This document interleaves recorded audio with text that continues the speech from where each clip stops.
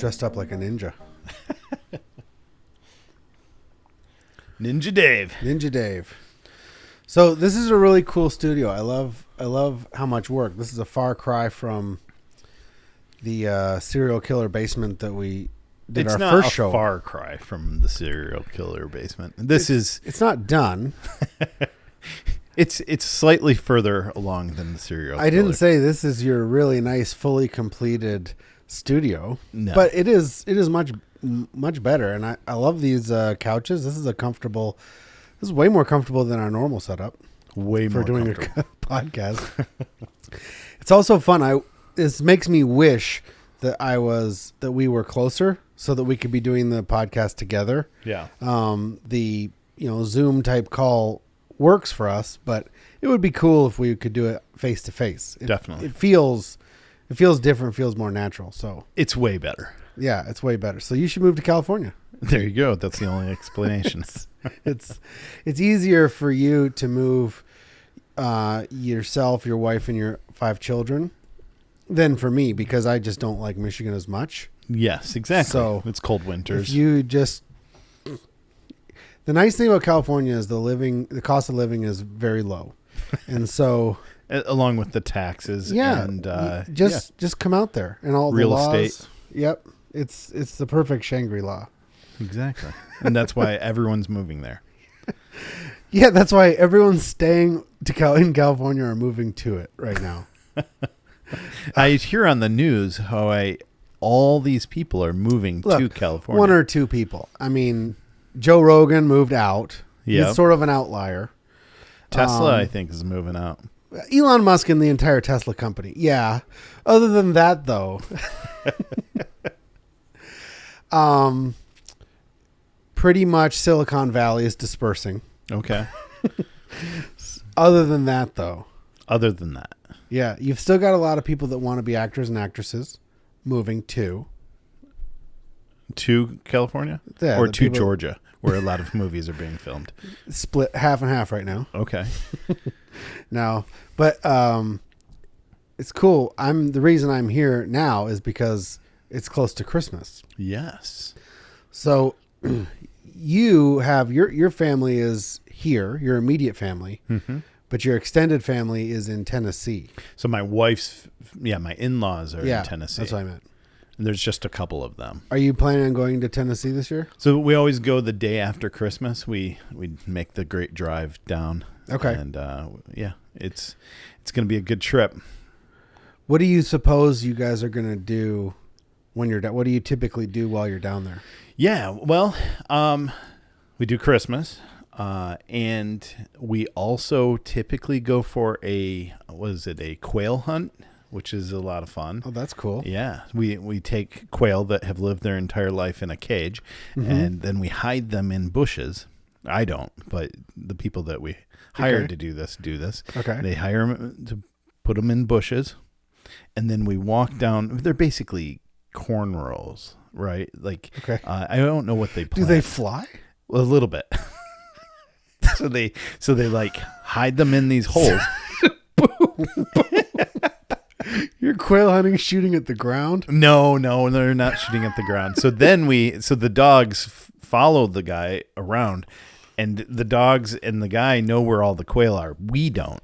So it's a total surprise to us. So to you, it feels like hunting. It does. And for the quail, it feels like hunting. And the people who are in charge are like, there's another bush you just passed, FYI. You never know. There might be a quail in there. No, that guy actually goes with us with the dog. So he and the dog, they already know where everything is. And So you see him like turning right, like turn right. Yeah. So we actually walk down these aisles. Okay. And he knows there's like 3 in this spot and 4 in that spot. And so then the dog will go and point its nose at a spot. And he's like, oh, I think there's some in here. He knows there's some in there. Yeah. And then he kicks at the grass, right? And then the quail, they're afraid. They start flying away. And then... How high do they get up? They get about 15 feet. Oh, okay. So their wings aren't clipped or something. No. No, Okay. but they've never flown in their lives for the most part. They live in a cage. So I've seen the This cages. is so terrifying for me. I'm going to give flight a try. So we do Wow. that, and we also go skeet shooting. I have this niece who she couldn't weigh 60 pounds, and she's got this 12 gauge shotgun, and she pull, and she go bam bam bam, and like it's a semi-automatic shotgun. Yeah. And she boom boom boom, but each time she shoots, the gun gets higher. It's the scariest thing you've ever seen in your entire life. Well, it sounds like the kind of thing that your 12-year-old Stevie would love to do. Yes, But unfortunately, he doesn't have a gun. yeah, So So- I guess he won't be able to do it this year. guess not. Maybe another year. Maybe a different year. And he'll know the joke by the time he sees this. But Yeah, yes. I know. I wouldn't give away Christmas presents. No. Actually give away. No, you can't give away that. Although if you are watching this later, that's right. There is no Santa Claus. How did Davey know that Santa was going to get me a gun? So from a past year where we did this, we went shooting Okay. around Christmas time. We did this in a field where there were going to be cows, and you can't leave the casings. You're not allowed to shoot the cows. Not allowed to shoot the cows, but you can't even leave the casings for the bullets because they'll the eat it. cows could eat it and it tears up their insides or something. And so, so I collected all It'll the show casings. up in a hamburger. And so a couple of years ago, I collected all the casings. Okay. And the thought was maybe someday I'll get into reloading ammo, and so I have this box full of shotgun shells and all sorts of brass, and so my kids found this, and they're very excited about Christmas, Okay. and so they made some artwork that they wanted me to show on the show. So this is the original one. Okay. This is Stevie's American flag. It's got Wow. it's got a blue stripe For the police. for the police. Yep, the blue lives matter. So There's supposed to be 13 rows, Stevie. Yeah. Wow. He made this out of bullets. It's not strange at all. Bullets and promise hot you. glue. It's a So- good Tennessee activity. So my daughter, Rose didn't want to be outdone. You're not hunting quail with these, though. No, those we were just shooting at that point. Why do I keep missing? You got what are these? Those are a 9 combination of 9mm, 45, and 40. Yeah, it's not. It's good for shooting a cow, but not for a bird. Okay, very so cool. Rose didn't want to be outdone, Okay, so she made us. a person. Now Scary person. it is a little scary. What? After I stopped laughing, I said that's a great little voodoo doll you made, Yeah. Rose, made of bullets. Yeah, hide the pins. So she honestly wasn't very happy that we were joking about her doll. Okay. So she made version 2.0. Version 2.0 has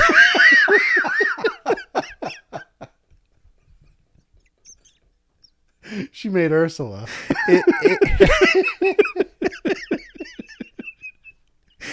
this is a dress. I couldn't get a person right, so I made an octopus. And you may notice that it has hair made with hot glue. Oh, okay. And she even cut the hair nicely. This one has hair too, but I think that's just from not Extra hot learning glue. how to use hot glue. I think so. Oh, Ursula's leg fell. We're This gonna was we're gonna a- have to hot glue this leg back because it just fell. Oh, you broke it? Now it has to hop. Well, you don't want Rose to know that. We won't show her. She doesn't watch the show. Dave That's broke hilarious. it. Okay, but then Did you give it to me broken and so you could frame me? no, you did that. You Oh, broke that. Darn it. This was the Rose is going to be nicest so thing. upset with you. I'll try and make it up to her. You won't be able to. She'll be It's the inconsolable. story of your life. She'll be inconsolable when she sees this.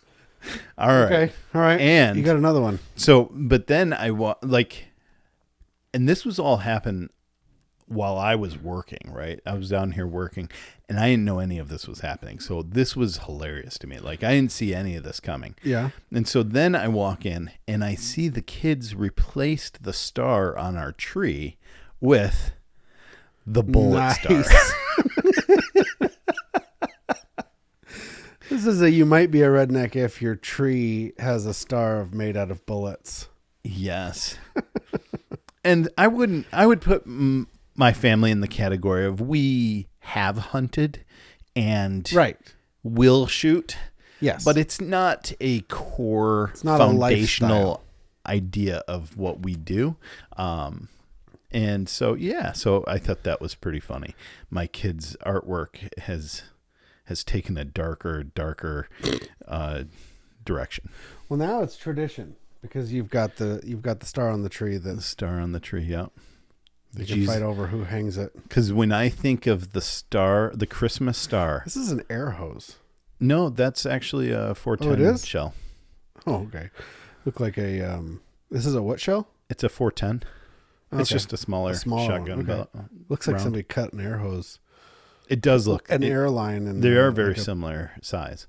But yeah, so when I think of the Christmas star, I think of ammunition. It's made out of bullets. Yes, exactly. Oh, that's awesome.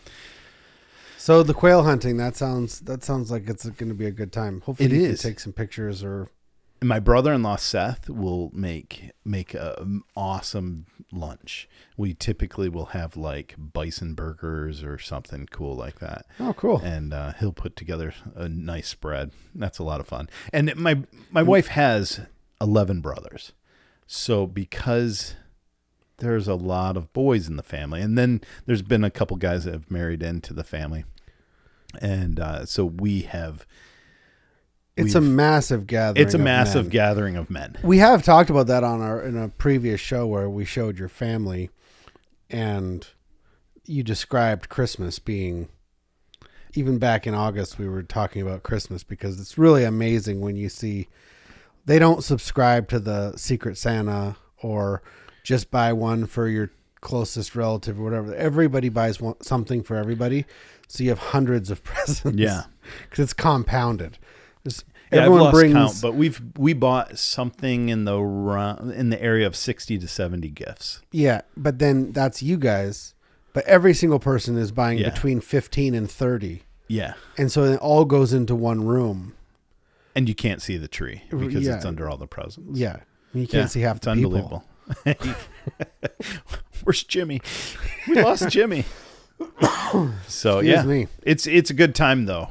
My kids love it because when you get 30 cousins all in one place, and they've got a couple of acres, so they go on the backyard and play on heavy machinery and stuff. It's awesome. It's good. Very cool, man. So you want to get into Romans chapter 7? Yeah. So Romans 7, we're doing 18 through 20, and this is struggling with sin continued from yesterday. And I know that nothing good lives in me. That is, in my sinful nature. I want to do what is right, but I can't. I want to do what is good, but I don't. I don't want to do what is wrong, but I do it anyway. But if I do what I don't want to do, I'm not really the one doing wrong. It is sin living in me that does it. So it's almost a mirror of what we said yesterday. Yeah, it is. It's almost the exact same thing.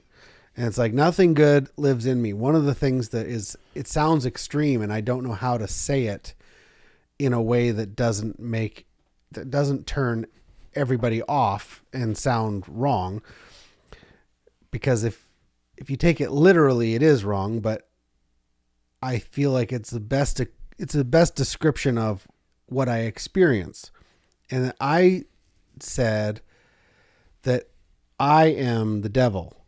Okay. And what I mean by that is not that there isn't a separate entity called the devil, because the Bible talks about that. But since I am going through my life generally trying to, be the best that I can be, Those times when I have gone way outside the margins, the times where you'd look back and say, yeah, you were listening to the devil, or you did something that was, really, really bad.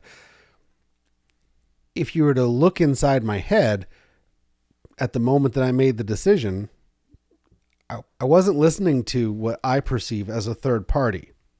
It wasn't like I saw, it wasn't like the cartoons where I've got the good angel on one shoulder and the bad angel, or the demon on the other shoulder. And I'm like, should I do evil or good? I'm going to do evil. It's like, I don't look at the devil and go, yeah, okay, I'll listen to you this once. It's really that in the moment, my sinful nature has sprung up, and whether it's covetous or lustful or envious or angry or, doesn't matter what the spirit is, something inside me gets aroused and I serve that nature.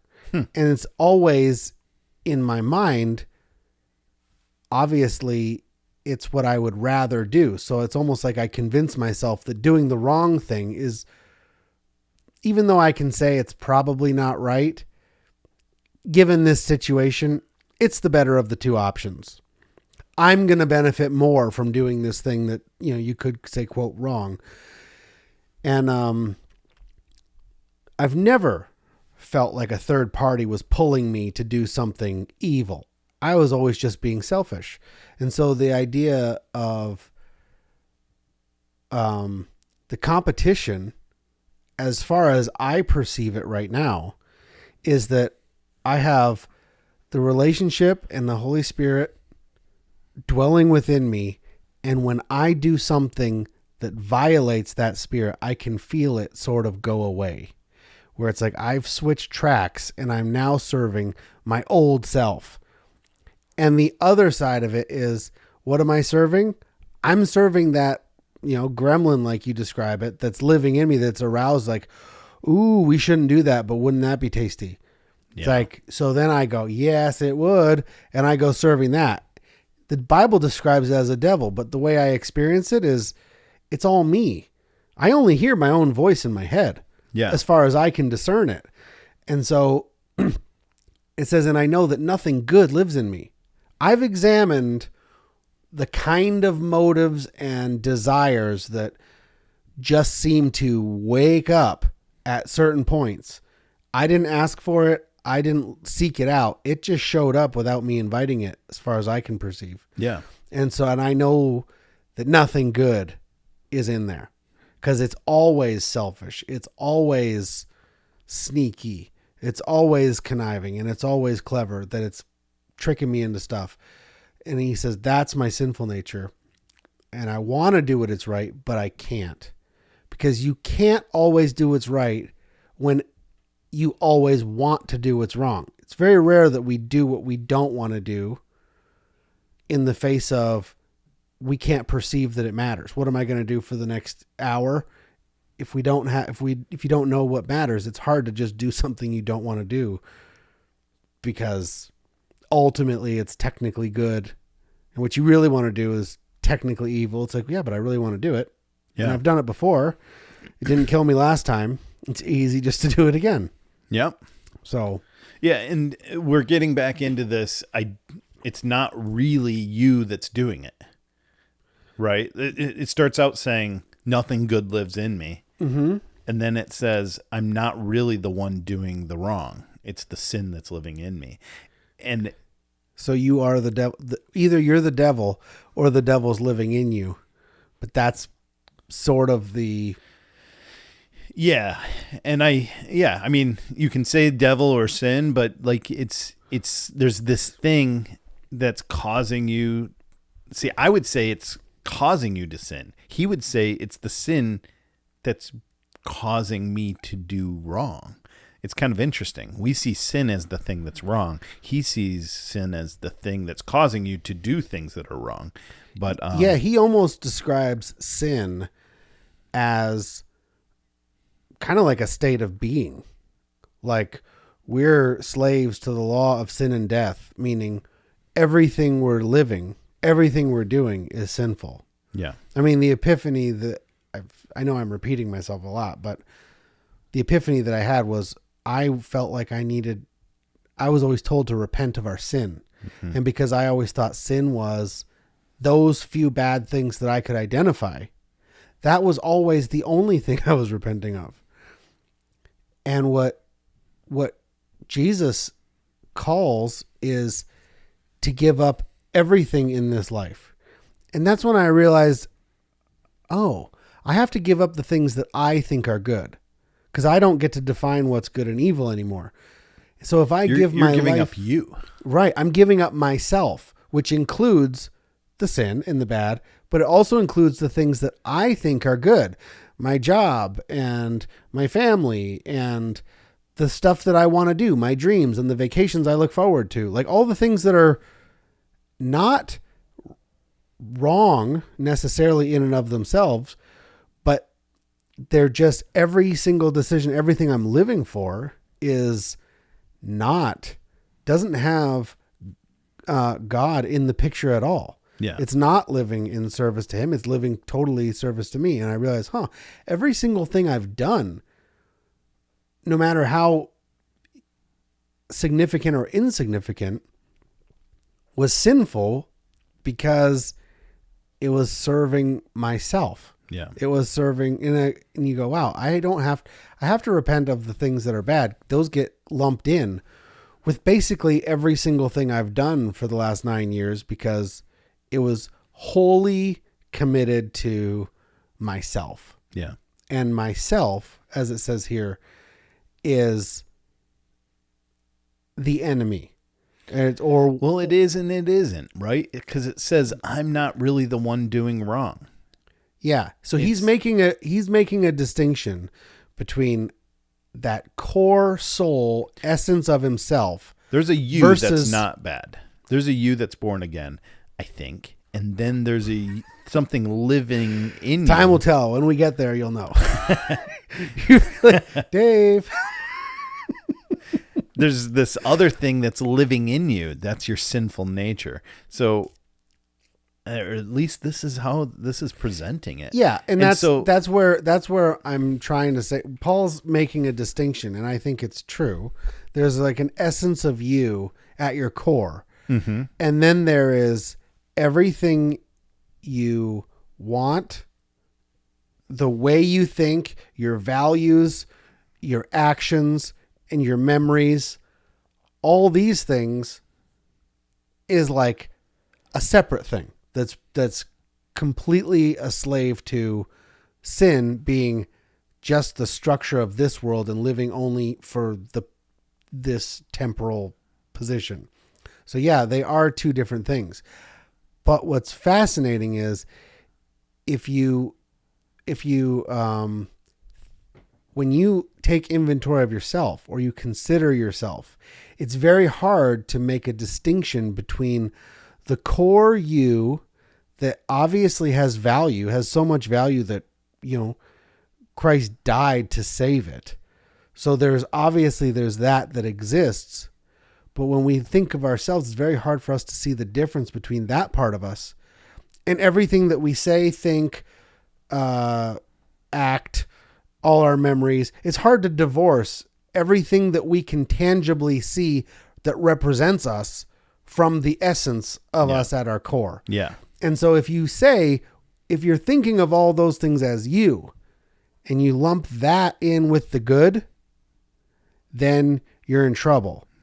But if you lump that core essence of you with the bad, it seems like you're closer to accurate, because when we think of ourselves, it's going to include all those things that make us up. Yeah. The stuff that's our hobbies, the way we act with people, the people we don't like, the people that we're annoyed with, the stuff that we think is really funny and the stuff that really ticks us off, our bad habits, our good habits, our charming personality, the stupid thing that we say and we put our foot in our mouth. All those things, when I think of myself, I see all that as me. I'm just this mismatch of a big mess. And Paul's making a distinction between like the core, drill a hole through the center of your body, and it's like you have an essence that has value. Mm-hmm. Everything that you're doing with this sinful nature is completely clouding this. God came to save that core, but the only way you can do anything else is to get rid of all the other stuff and let it be replaced with him. Yes, with him. That's exactly it. Yeah. We become slaves to Christ. Yes. So I think we have to end it right there. I think so. We can't add on that. Plus, it's a repeat of yesterday. I think we did pretty good for a total do-over. All right, keep racing.